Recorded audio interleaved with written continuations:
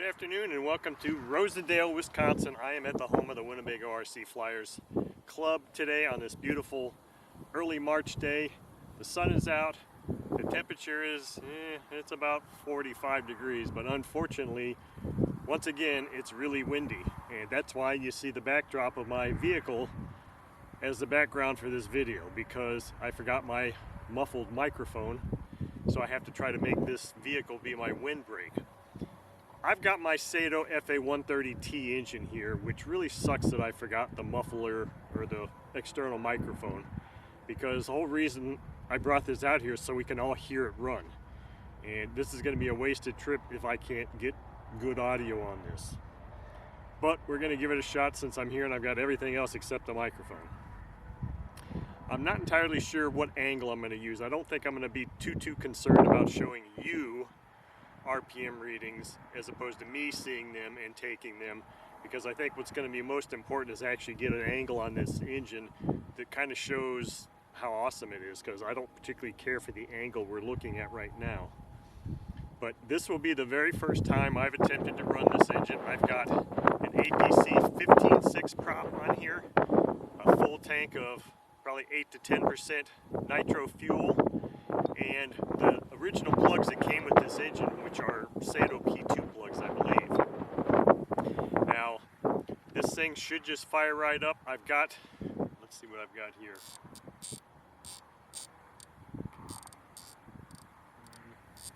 I've got each high-speed needle valve set 2 full turns from closed, open from closed.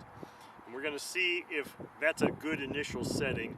Now, if you watch my earlier video on how I took the carbs off and did the initial setup on the carbs, we're going to hope for the best here. We're going to hope that I did fairly good there as far as setting the idle stop or the throttle stop screw on these carbs, because it really cannot be done. They cannot be adjusted when they're on the stand like this. It's just not possible.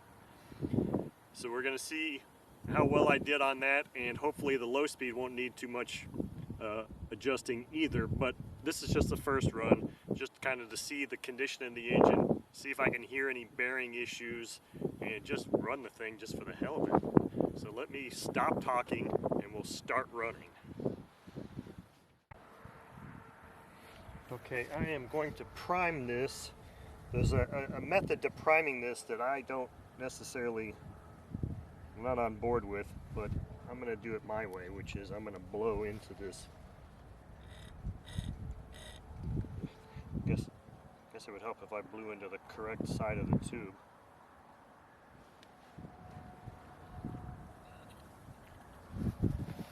Now what I'm going to do is I'm going to blow that all over the top of my starter. Rotate this over by hand, blowing fuel in there, hoping that it's getting in there.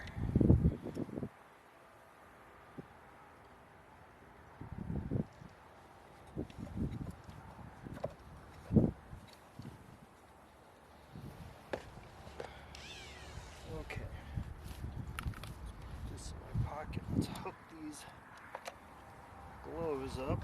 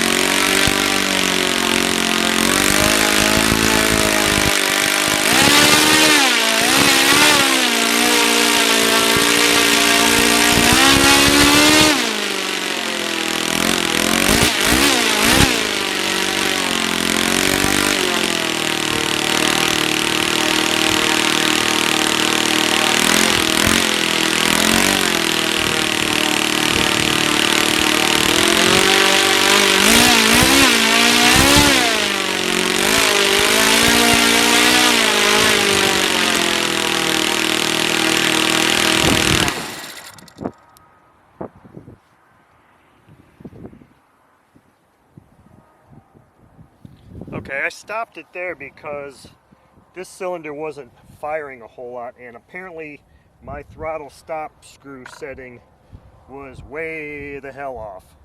So somehow I'm gonna have to see if I can't find some way to adjust them here and close them some more, because right now this is just too high of a low speed. So I'm gonna turn the video off for a few minutes and tinker.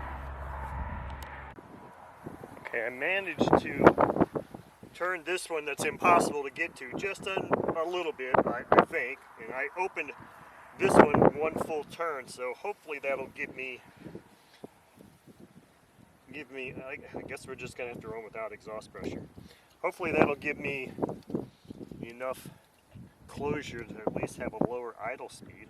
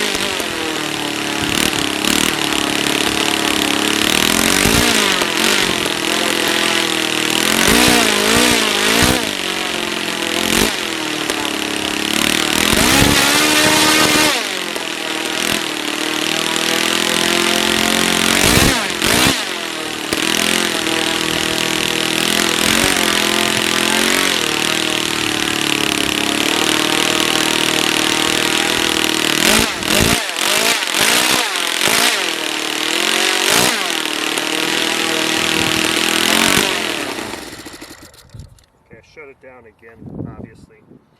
I think what I want to do is I want to get a wrench on these and turn them out a little bit more so I can see the exhaust coming out a little bit better, and see if I can't do some more adjustments on this low speed here. I mean, the thing was just tacking.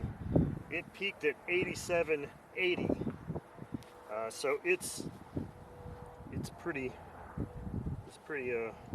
wanting to really return here.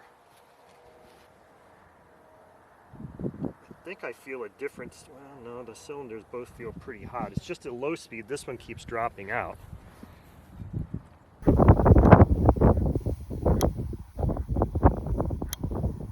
Full throttle, fully closed. I'm not sure if this is actually getting closed all the way or not, because